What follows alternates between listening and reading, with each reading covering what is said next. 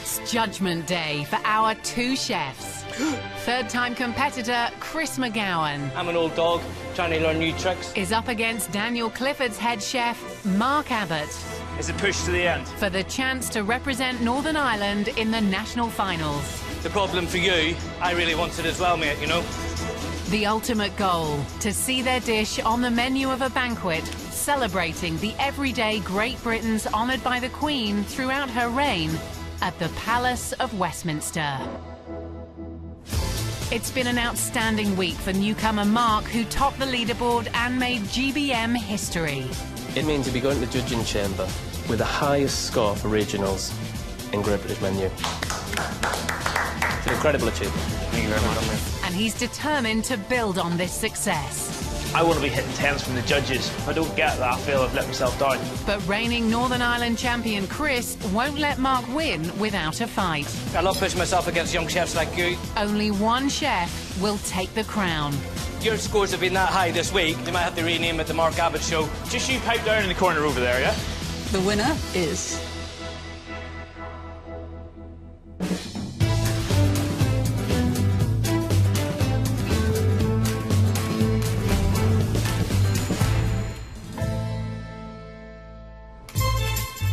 Mark Abbott has dominated the competition all week, with his complex dishes showcasing ultra-modern techniques. But he's not underestimating his rival. Chris, fantastic cook. He's got the experience of being here before. He doesn't want me to win. At the end of the day, this is a competition, and I want to win it. OK, Mark. Chris. Enjoy, mate. You too. Have Push on, yeah. yeah? Chris McGowan's score of 10 for his main helped close the gap on leader Mark. Having cooked for the judges before, he knows how tough it'll be. I've been in that chamber twice now. I've come from behind and I've lost from being in the lead. On paper, Mark looks like he's the out-and-out favourite, but you know what? It can all change today. With 3 perfect 10s on the leaderboard, judges Matthew Fort, Prue Leith and Oliver Payton have high expectations for Mark and Chris. Right, we've got Northern Ireland, and Chris McGowan is back for the 3rd time. Well, I'm very excited about unveiling the plaque to Chris upstairs in the kitchen for his endeavours, because he deserves one. But Mark, absolutely everybody in the restaurant business is very excited about Mark. So it's going to be a battle royal between the experience of Chris and the youthful energy of Mark. I think we're in for a cracking day's eating. We as chefs have seen the food go out of this kitchen, and you're going, yeah, that's bang on, and then you see it go into the judges, and they absolutely crucify it. Hello, chefs. Good morning. Good morning, good morning. So, Chris, it's nice to see you here again. Are you sure? Yeah? Yeah, we're sure. Yeah, it's good to be back. It's great to be back. And Mark, what about you? First time here? Yeah, it's been an experience. Well, did you give Michael O'Hare some money or something? Because those scores, they're pretty good. Yeah, I started off the week with a bit of a bang. Now, it's cooking for you guys. It's a clean slate. Chris, you got a 10 for your main course. I know, I make a habit of that. Well, all you're going to do is get 10s for the other courses as well. You'll be home and dry. Well, it's either that or lock this guy in a cupboard and throw away the key, because he's absolutely cooked out of his socks this week. Listen, guys, I'm very hungry. Come on, get some. Let's eat. Thank you very much. Thanks, guys. Seeing the judges in real time now, mate, how do you feel? From a kid, I've been watching it on TV. From a kid? To actually have them walk in front of me, it's like... It makes it very real, doesn't it? It's a different level, isn't it? Yeah. Chris is first to plate his starter, Hugh's Peace Box, a modern take on a ploughman's lunch, celebrating Irish ploughman Hugh Barry Barr MBE. Veteran Michael loved the flavour combinations, but marked it down for lacking originality. Michael thought my starter was a bit safe, you know. And, I've been called a lot of things in this competition over the last 2 years, and safe has definitely not been one of them. The chefs will also be marked by a guest judge who appreciates the revolution in British cuisine throughout the Queen's reign. Amol Rajan moved from India to London as a child. As well as editing The Independent, he's also the restaurant critic. Amol, Very nice to see you, Prue. welcome to the judges' chamber. Thank you for having me. Oliver, good to see you. Good to see you. And you know Matthew, very, very nice to see you. How you doing? Amol, I have never met an editor of a national newspaper who knew anything about food. Well, goodness me. That's How because did you come to know about food? I was very, very lucky. My mum cooked an amazing variety of food. She's from West India, which has a very different cuisine to where my dad's from, which is in South India. So the Rajan family household had the most incredible variety of dishes. I know you're a man who's done forensic examination into modern British cooking. Tell me what you found. The thing that I find most exciting about British food today is that it does celebrate the incredible diversity of Britain. And Britain is actually a place with several different regions, with several different microclimates and different soils. And as a result, you get incredible flavours from all around the country. I think that's going to be something we should be exploring in this competition, because the brief is, to celebrate the food of the Queen's reign, which is sort of 60+ years. In that time, food has changed so much. I have a very strong sense that the Queen embodies what modern Britain is, and she also embodies our heritage. I'd love there to be a sense of history, a sense of narrative, and a sense of how Britain has evolved. And I just hope that these guys, they don't get carried away with such complexity that they forget that their main task is to serve up delicious grub. That's what I'm looking for. Chris is slicing his ballotines and deep-frying his ham knuckle crabines. So, Chris, any changes? Not really. I know it's only ham, I know it's only cheese, I know it's only pickles, but you know what? It's great ham, it's great cheese, and it's great pickles. First onto the board inside Hugh's piece box, individual loaves of onion bread, a slice of ham knuckle ballotine, and caper and raisin puree. Inside the tin, it kind of encapsulates what it would have been like for Hugh in the field. Traditional Irish crabines made from shredded ham knuckle are next, dressed with sliced radish and fresh leaves. A shard of pork scratching completes the board, presented in a tin decorated with a photo of Hugh himself. A mature cheddar soup is served in separate enamel flasks. Serve it like that for me to each of the judges. Thank you very much. Thanks a lot, girls.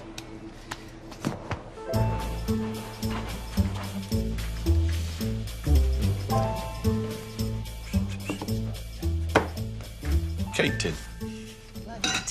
Hugh's Peace Box. Hugh Barry Barr is Northern Irish ploughman, awarded MBE for his services to ploughing. A piece is slang term for sandwich in Northern Ireland, and this is my tribute to Hugh. You learn something new every day. Well, he's a handsome-looking fellow, isn't he? Certainly is. I hope they get the brief, you know what I mean? I hope, as long as I made Hugh proud, that's the main thing. It's a posh ploughman's, essentially, isn't it? It's a very tasty dish. I think the ballotine is absolutely wonderful. I think it's Yeah. got a really good hammy flavour. That cheese soup's delicious. It's one of those soups that you may think, oh, I'll just have another sip of that. And it does feel like you're tasting something that's very, very evocative. It transports you to a time and a place. This demonstrates beautifully a chef's skill, but I honestly don't think you can say it's innovative. I think this is like a fine piece of well-cut country tweed. That doesn't sound very contemporary to me. Shows how little you know about modern fashion, Prue. Mark is next to plate his complex starter. How do you feel about this? 4 new judges. Are you confident? When it comes to gastronomy, there's nothing in between them they do not know. So if I'm not nailing this, I might as well just go home. Ordinary to Extraordinary showcases the ordinary potato 6 different ways. Veteran Michael was wowed by Mark's inventive and technical cooking of such a basic staple ingredient, awarding it a perfect 10. Your scores have been that high this week. You might have to rename it the Mark Abbott Show. Right, you pipe down in the corner over there, yeah? This is all psychological. This is all mind games. First on Mark's plate is buttermilk mash, topped with puffed potato, flavoured with burnt onion powder and truffle. Next, purple heritage potato salad, served in a smoked bacon basket, and a creamy garlic potato in a crisp potato skin crumb. Champ croquette dressed with pickled onion puree is followed by puree-filled onion shells. The dish is garnished with nasturtium leaves. So, how's your pomme soufflés today then, Mark? Yeah, a lot better, mate. Feel all right. Pomme soufflé topped with bacon jelly and crispy bacon are served in a potato skin filled with puffed potato. Do you want me to put in the jug? Yes, please. Yeah. Let's go. Just a third fill, please, boss. Wait. A baked potato infusion is served separately. Thank you. What do you think of that? I'm happy. Good.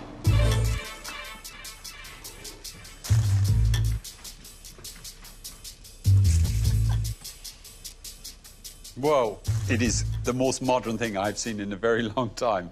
It's like almost a compendium of modern cooking techniques. I feel like I'm going to a lecture on potato, though. He has got this amazing range of flavours in a very, very small space, and I think he's done exactly what he set out to do. I think it's fantastic.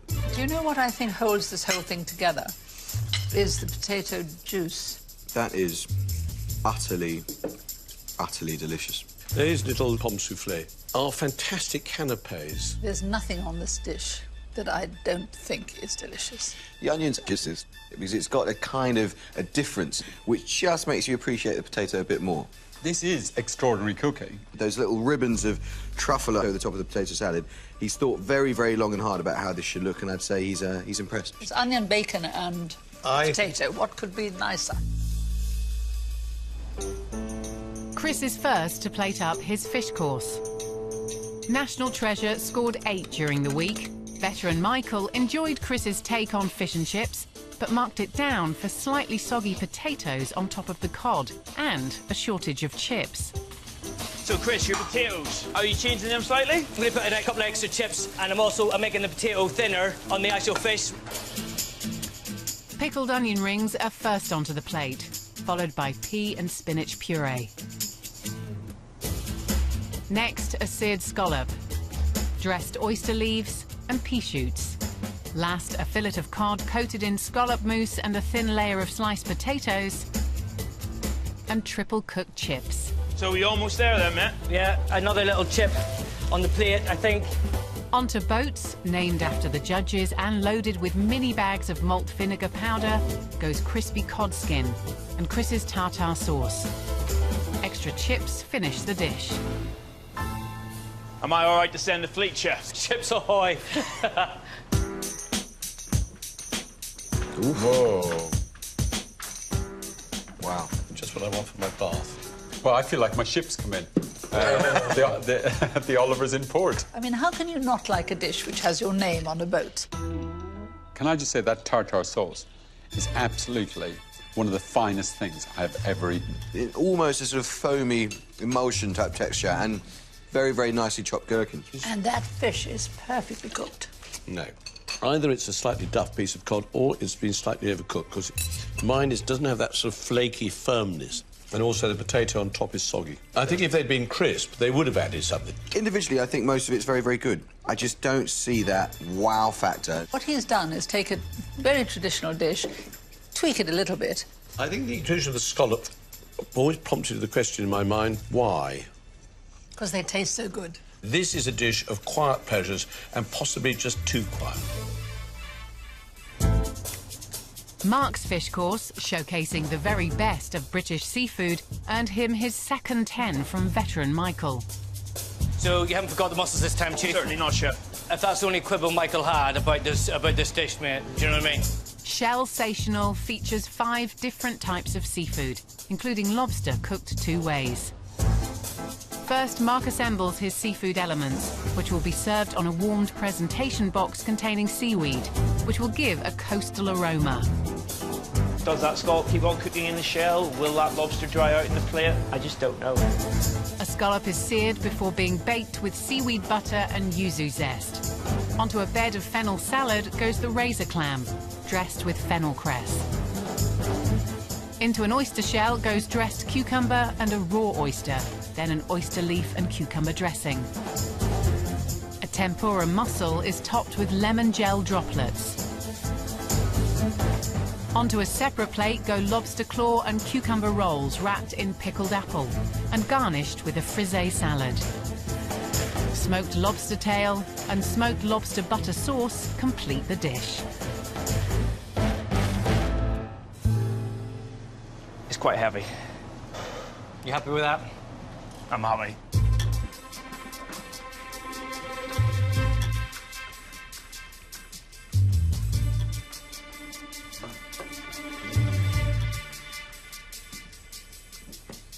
This is just my favourite sort of food. It's fantastic. Little tempura mussel is absolutely divine. The lobster roll and the lobster is absolutely delicious. That is lovely. The scallop with yuzu butter is really, really amazing. I think this is basically the best scallop I've ever had. I think it's like a collection of short stories, each of which is absolute perfect jewel in itself. This is a sign of a chef who is going to dominate the British cooking scene for a long time.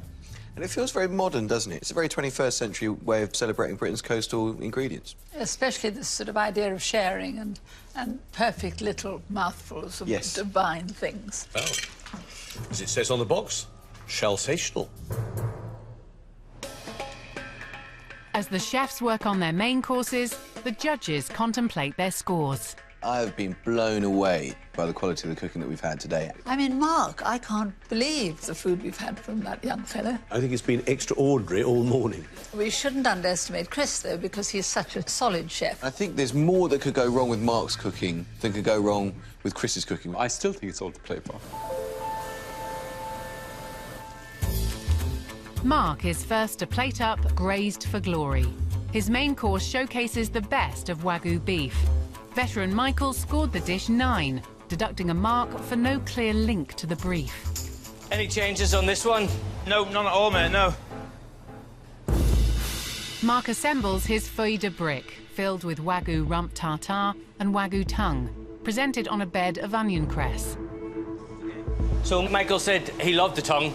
Yep. He just would have loved more of it. I'm not saying I'm not listening to him, but, yeah, you know, I'm happy with it, and I'm going to stick with it. First onto the plate, white mushroom puree, then braised Wagyu tail, and a salad of charred and pickled sweet corn. Next, king oyster mushrooms stuffed with braised Wagyu tail, and a disc of seared bone marrow. Charred baby corn and dressed watercress leaves, then slices of Wagyu rump. You happy with the cooking on that rump, chef? Yes, chef. Bone marrow foam is next, then Wagyu jus, and a dusting of sweet corn powder. A deep-fried Wagyu tendon completes the dish. Thank you. Yeah. That was intense.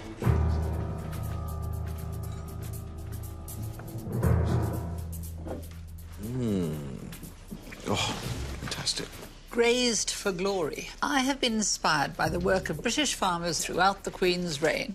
They have pushed boundaries to produce spectacular meats like Wagyu. So what do we have here, Matthew?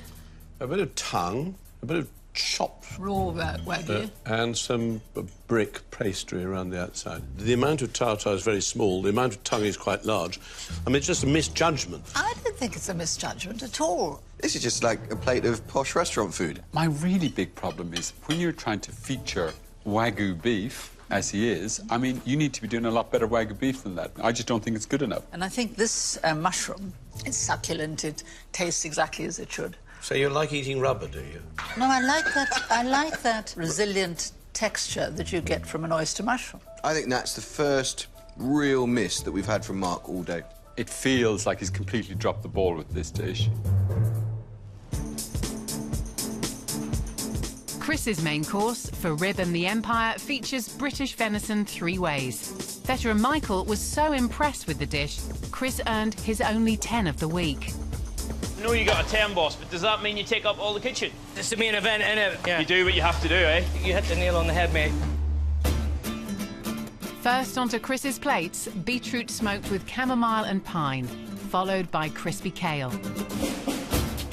Onto the board, a baked red onion stuffed with braised venison haunch, topped with mashed potato and a grating of hazelnut. I'd love to get another 10, but even with 4 10s last year, still didn't get me to the banquet, mate. On a separate sharing board, Chris's homemade venison sausage, flavoured with Irish whiskey, and a rack of roasted venison to be carved in the chamber. A venison and blackberry jus is served separately in miniature saucepans. Chris pipes additional smoke into the cloches at the pass.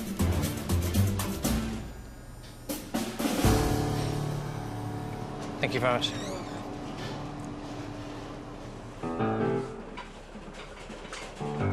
Ah, good to see the glass dome back. And the smoke. Da, da, da, da.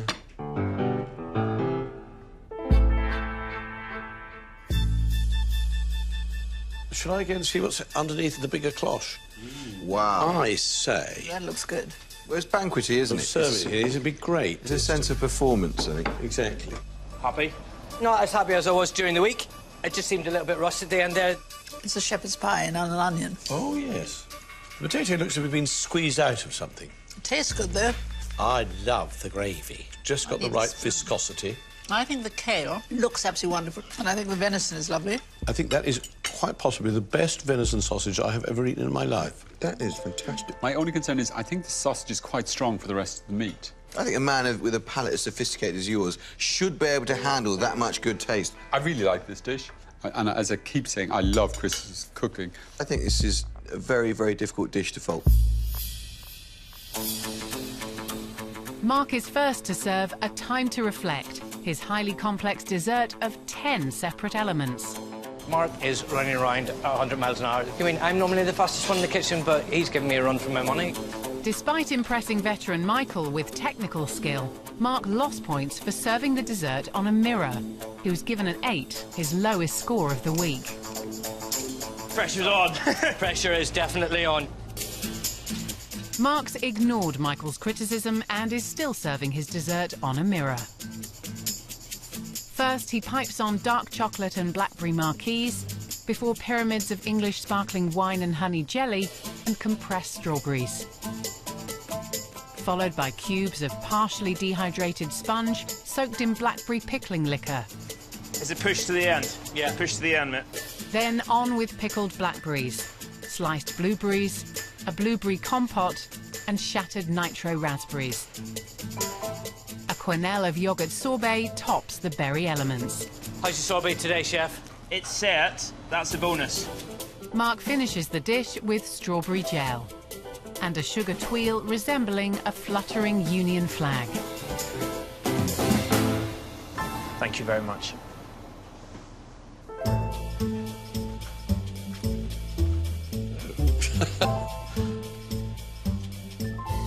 Oh, my goodness. Oh, that's exquisite. Oh, wow. Yeah. It's all so patriotic. Now, that is the kind of dessert you would hope for at a banquet.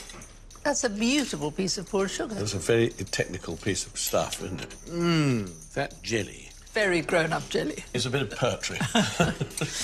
Doesn't this look and taste incredibly British? Technically, there's lots of interesting things going on. I just don't like it. What he's done is show off every technical skill to the detriment of the combination of flavours. And there's a bunch of very interesting contrasts. Pickled blackberries, which have that sort of vinegary, sort of acidic taste. And then there are these soaked sponges, which are a completely different texture to the fruit. I don't think it's a harmonious pudding. He's also got to learn when to turn off the tap. I have an even more serious objection than Oliver. It's just not large enough. I think we could do with a bit more of that. Chris's multi-sensory dessert, A Sense of Occasion, scored 7. Veteran Michael marked it down for imperfect chocolate work and not enough lemon curd or additional textures. I love pushing myself against young chefs like you that are up and coming. I'm an old dog trying to learn new tricks. Do you know what I mean? First into Chris's bowls, droplets of lemon curd, followed by a spoonful of granola. Fresh raspberries are next, along with more lemon curd and a garnish of micro-lemon verbena.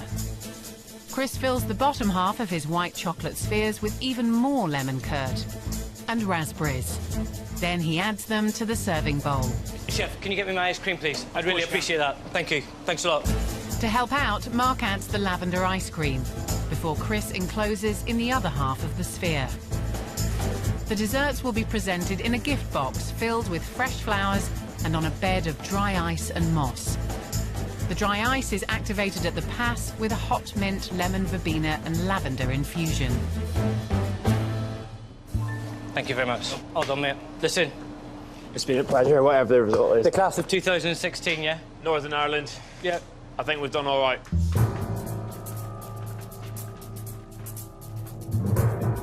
Wow. Wow. I love the box. Oh, and there's a message for us here. Great Britain is a brighter, more beautiful place because of people like you. Look, it's not about us. This is for all the guests at the banquet. It's very beautifully done. There is the brittleness of the white chocolate, crunchiness of the granola. And then the ice cream is very heavily flavoured with lavender. As a person who generally dislikes white chocolate and then lavender, I think the lavender ice cream, the white chocolate sphere, the granola, the raspberries are absolutely sensational. I love it. I think this is an interesting combination of flavours that all work together. I mean, I think the chocolate's perfect. I think the interior is perfect. I think this is the best dish we've had all day. I mean, you know, there's an awful lot going on in something that's essentially quite simple. And I thought it was perfection. Well, I like the idea that Great Britain is a better place because of people like us. Last one done. It's all down to the judges now. I feel like some of the food that's being produced this week would grace not just this banquet, but any major banquet. I just thought it's been a most wonderful day. I really feel like I've been on a tour of British cuisine in the late 20th century. I've just given every ounce of me. Yeah. If I don't get through, I'll be upset. Whoever wins, I think, will do well. But I want it to be me. It's probably the highest scoring day I think I've ever had, really. One of them is going to go home. And that is heartbreaking because both of these chefs could easily have dishes at the banquet.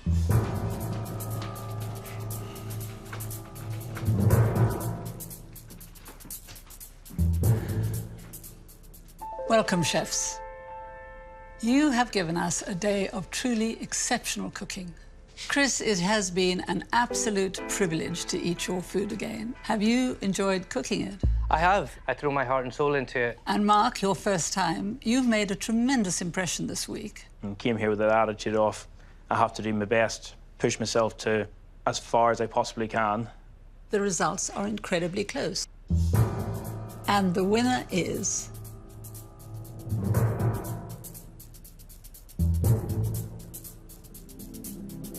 Mark.